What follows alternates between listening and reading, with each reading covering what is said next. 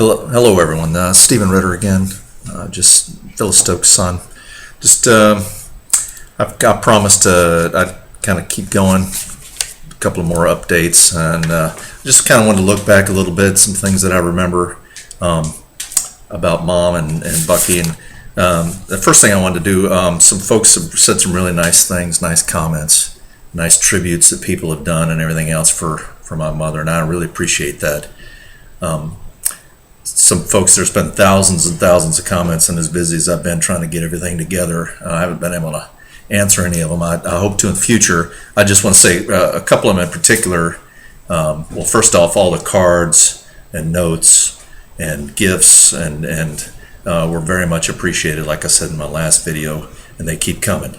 I wanted to also say one lady in particular asked about a shawl that she had knitted, I guess.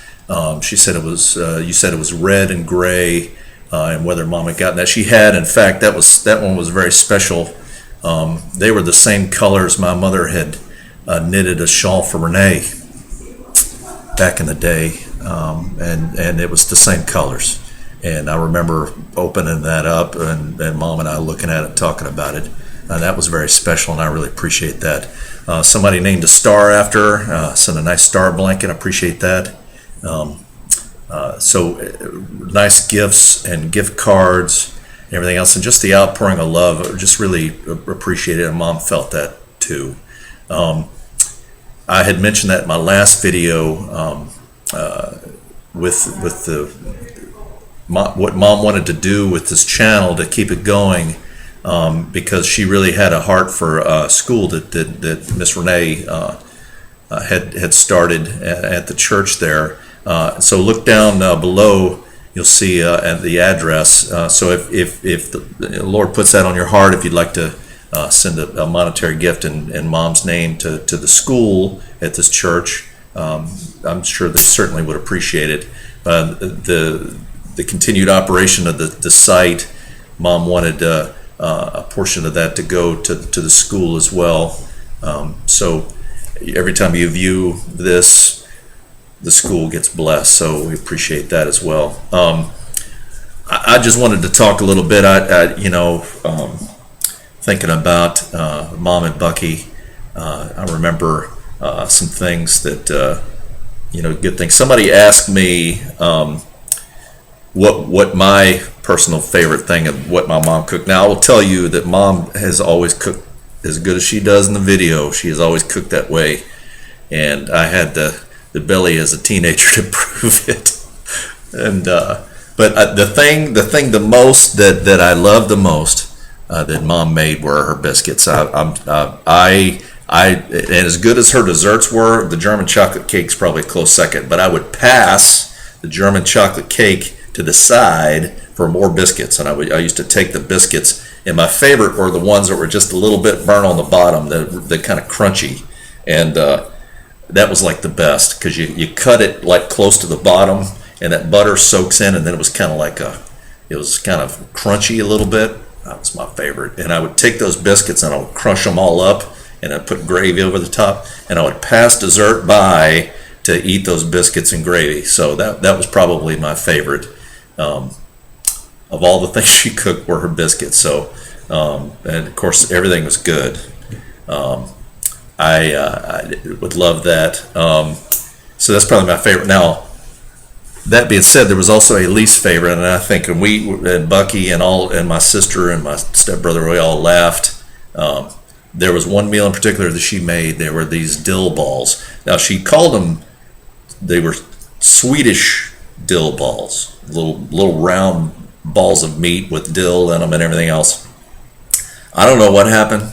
They did not turn out well, and we quit calling them Swedish dill balls because that would be an insult to the country of Sweden.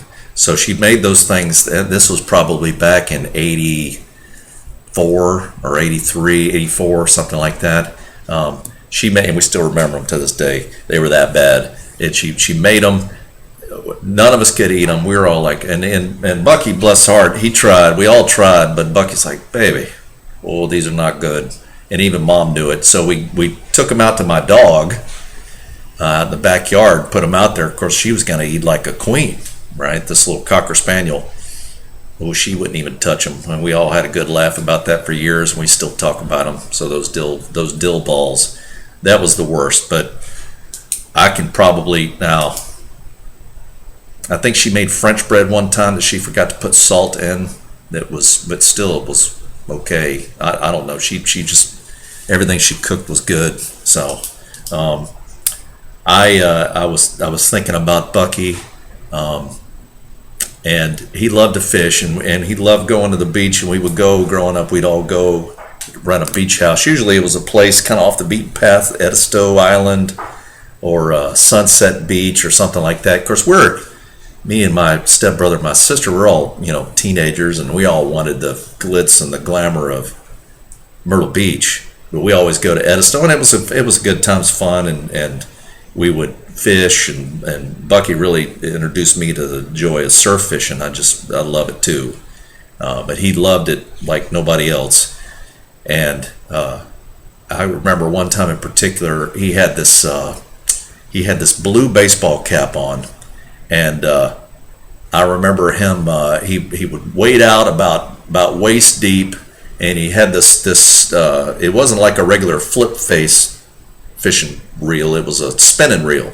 So he'd flip it and he'd sling it out there, and he was the only one that could fish with it. Every time I tried to fish with it, it would knot up and bird nest. So he would sling that out there, and he'd walk back a little bit. And he usually had his big thing of chewing it back in, and he'd just kind of stand there and fish and just be at peace, and just watching.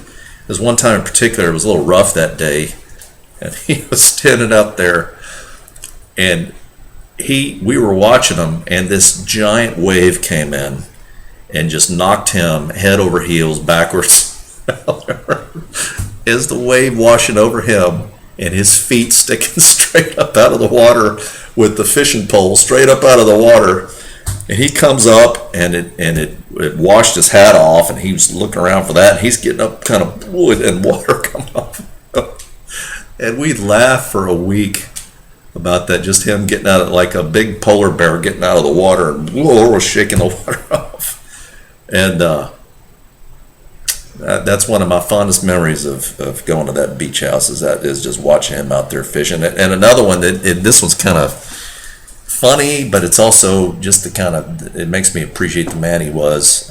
Again, like we usually went to the quiet beaches, the family beaches. Well, one year we wore them down enough that Mom and Bucky took us to Myrtle Beach, South Carolina, which is like for those of you from Myrtle Beach, I'm sorry, it is glitzy glamour there, and it is the teenage paradise. That was always a place everybody wanted to go for spring break and everything else. Anyway, so we were finally gonna go get to have fun at nights and go out and do whatever on the lights and everything else. The only thing about the fishing at Myrtle Beach is not very good because there's always people in the water. And we usually got a house. We rented a house. Well, this year we rented it was like a condo and like a high rise. So we were like 8 floors up off the beach. You had to take the elevator down. It was nothing like we'd ever done. And looking back after the trip, all of us hated it. It just wasn't what we were used to doing. But I had this specific memory. It was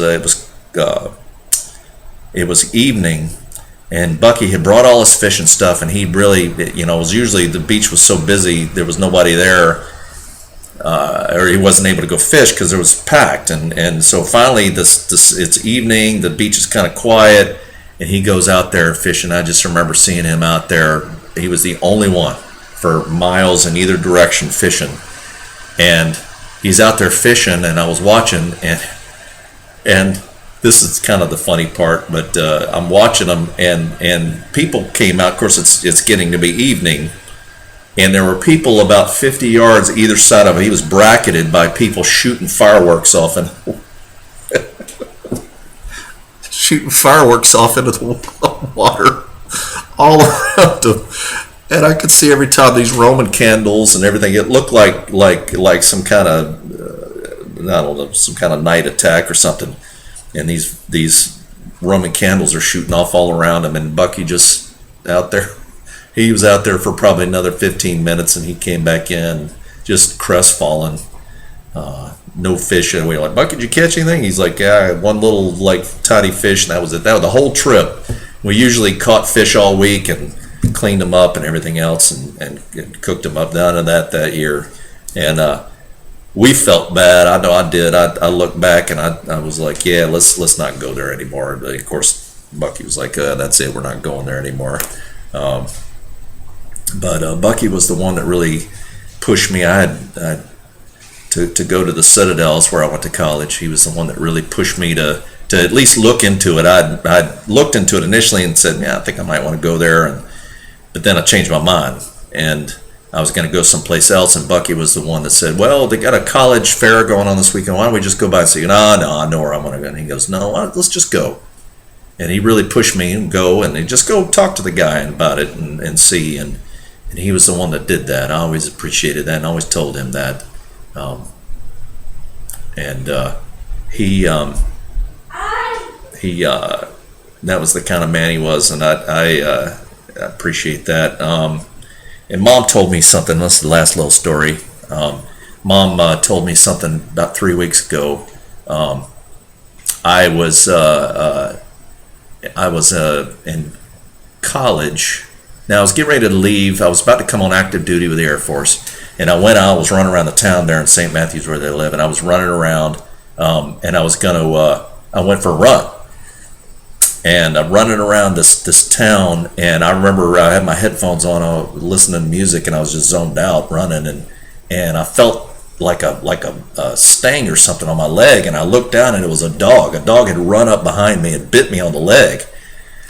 And I'm like, dumb dog, and I kept going. I finished my run. I kind of walked back in, and Mom was there, and I was like, Mom, I was running, a dog bit me. Of course, Mama Bear immediately goes into mama mode, and she said, "Whoa, what was it? Whatever." And I never, as a young man, wasted an opportunity to poke at Mom a little bit and get her, dad her up. And I said, I don't know what kind of dog it was, but it was frothing at the mouth and everything else. And she's like, Stephen, no. And I laughed and I teased her. I'm like, it's fine. So I didn't think anything more of it. And I always thought that story was kind of funny. Well, I told that story a few weeks ago to Mom, and I was like, yeah, you remember that time? And she said, yes, I do. And she said that dog had puppies. That's why it bit you. And she told me that, and I said, well, she wasn't, obviously Mom wasn't like following me in the car when I was running, and she wasn't there. She wasn't running with me. And I was like, and I realized she had snuck out or something, somehow gone around, because I told her kind of where it was, and she'd gone around later and saw that dog just to make sure. So that's the kind of mother she was. So I just wanted to pass some quick stories along, just thinking about Mom and Bucky and the good times and everything else. I hope you enjoy them. I'll keep putting them up.